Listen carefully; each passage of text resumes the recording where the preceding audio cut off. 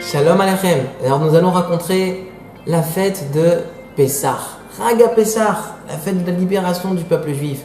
On sort d'Égypte. Et plus encore, vous savez que c'est la fête finalement du rapport qu'on a avec nos enfants. Le Leil HaSeder, la soirée du Seder, c'est un moment où on se rapproche de nos enfants et on leur raconte le récit de la sortie d'Égypte. Et c'est finalement une soirée d'éducation des enfants et on doit avoir un message à leur transmettre. Eh bien, mes attachés, ce soir, nous allons voir ensemble un message qu'on peut faire parvenir à nos enfants.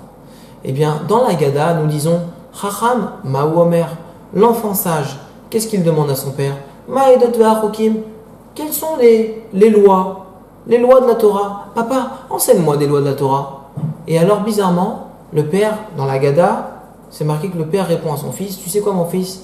El maftirin achar Pesach afikoman. Après qu'on ait mangé la fikoman, vous savez, c'est le dernier morceau de matzah qu'on mange, celui qui est un peu dur à manger après le repas, après la déchirade, on mange encore un morceau de matzah à couder. Ça, c'est la fikoman. Eh bien, après la fikoman, tu ne peux plus rien manger.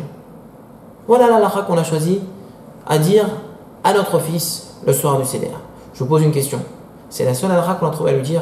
Tu n'aurais pas pu lui dire une halakha qui est plus globale, mais les tzitzit katan, on met les téfilines tous les jours, ou bien un juif doit placer une mezouza, ou bien il faut faire une netilat yadayim avant de manger, ou bien quand on se réveille le matin, il faut faire une netilat yadayim, il faut dire modéani.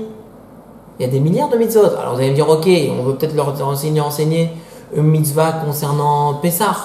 Alors quoi, c'est la seule mitzvah que tu as trouvée concernant Pessah? Tu aurais pu lui dire le soir de Pessah, on boit 4 verres de vin, de jus de raisin, ou bien on mange de la matzah à couder. Alors que là, on prend un détail bien précis. Après la fikoman, il ne faut plus rien manger. Oula, en quoi c'est une mitzvah centrale? En réalité, le message qui se cache derrière cette mitzvah, c'est oui, un message central pour la vie d'un juif. Pourquoi on ne mange rien après la fikoman? Vous savez pourquoi? Pour garder le goût de la matzah quand on va dormir. Voilà. Si après tu manges un petit macaron, une petite tarte au citron, eh bien, tu auras perdu le goût de la matzah. Si tu manges un petit chocolat, le goût de la matzah va disparaître. La Torah va dire non. Je veux que tu quittes la soirée du Seder avec le goût de la matzah, avec le goût de la mitzvah. Et c'est ça le message qu'on enseigne à notre enfant. Fils, quand tu fais les mitzvot, tu vas mettre les téfilines, tu vas faire les tzitzit katan, toutes les mitzvot que tu vas faire, eh bien, et garde le goût. Après avoir accompli la mitzvah, garde le goût de la mitzvah en bouche. Alors, petit exemple concret. Le type, il met ses téfilines, le gosse, le matin, ça y est, il se barre. Attends, tu as gardé un petit goût de la mitzvah? Quelqu'un qui garde le goût de la mitzvah, comment il se comporte?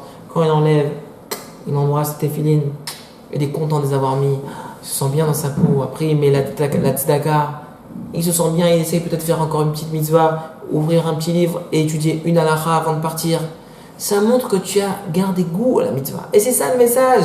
Un des messages qu'on peut transmettre à nos enfants le soir du Seder. Mes enfants, la Torah elle est tellement belle, elle est harmonieuse, elle est kiffante. Alors quand vous faites les mitzvot, gardez le goût de la mitzvah en bouche toute la journée.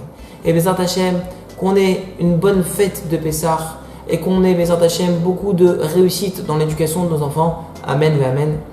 Chag Sameach.